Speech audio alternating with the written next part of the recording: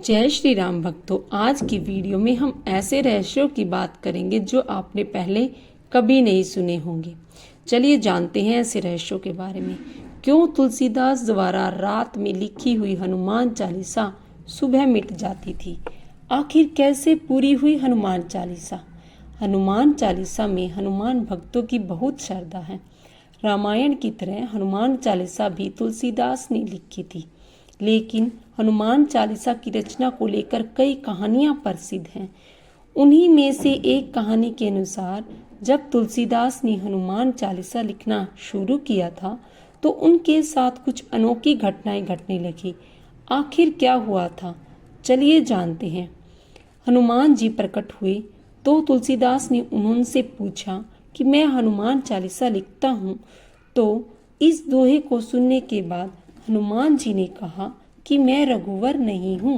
उन्होंने हनुमान जी को याद दिलाते हुए वो किस्सा सुनाया जिसमें हनुमान चालीसा 40 छंदों का एक संग्रह है, जिसे पढ़ना बेहद प्रभावशाली माना जाता है। इसीलिए लोग हनुमान चालीसा रोजाना पूरी भक्ति के साथ पढ़ते हैं। लेकिन जब इसे तुलसीदास ने लिखा था तो उनके साथ कुछ अनोखी घटनाएं होती थी।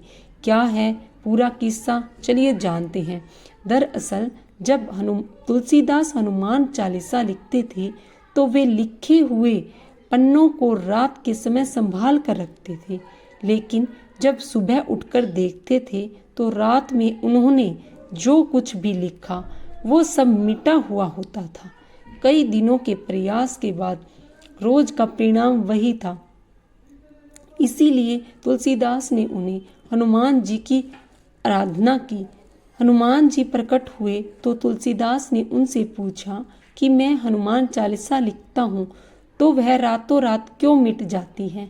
इस पर हनुमान जी ने तुलसीदास को जवाब दिया कि यदि प्रशंसा ही लिखनी है तो मेरे प्रभु श्री राम की लिखो, मेरी नहीं।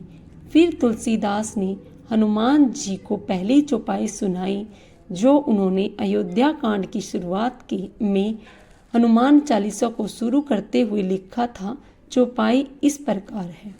श्री गुरु चरण सरोज रज, निज मन मुकुर सुधारी, बरनउँ रघुवर विमल जसउ, जो सुखी फल चाही।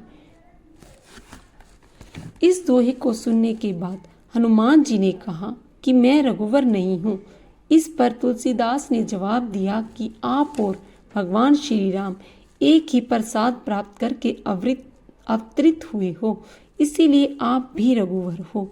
उन्होंने हनुमान जी को याद दिलाते हुए वो किस्सा सुनाया जिसमें ब्रह्मलोक में सुवर्चला नाम की एक अप्सरा रहती थी जो कभी ब्रह्मा पर मोहित हो गई थी और क्रोधित होकर ब्रह्मा ने उन्हें गिद्ध होने का श्राप दे दिया था।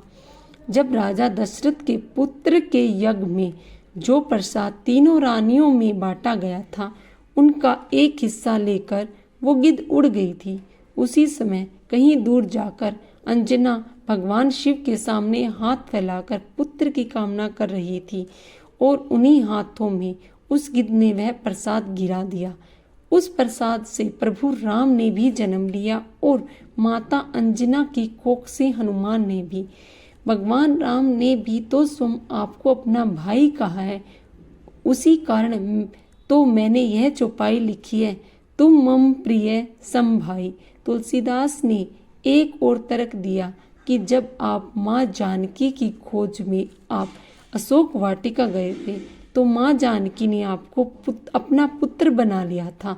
अजर अमर गुण निधि सब होऊ, करहु बहुत रघुनायक छोऊ, सुनु सुत तो ही उर्नी में नहीं, देखो करी विचार मन नाही। तुलसीदास ने हनुमान जी को प्रशंसा का पात्र बनाते हुए कहा, इस प्रकार आप भी रघुवर बन गए और मेरी यह चालीसा आपके उन्हीं तथ्यों पर आधारित है जिसके आप हकदार हैं। तुलसीदास का यह तर्क सुनकर हनुमान जी को भी आत्मज्ञान हुआ और उसके बाद बिना किसी परेशानी के हनुमान चालीसा की रचना हुई। जय श्री राम भक्तों, जय श्री राम भक्तों।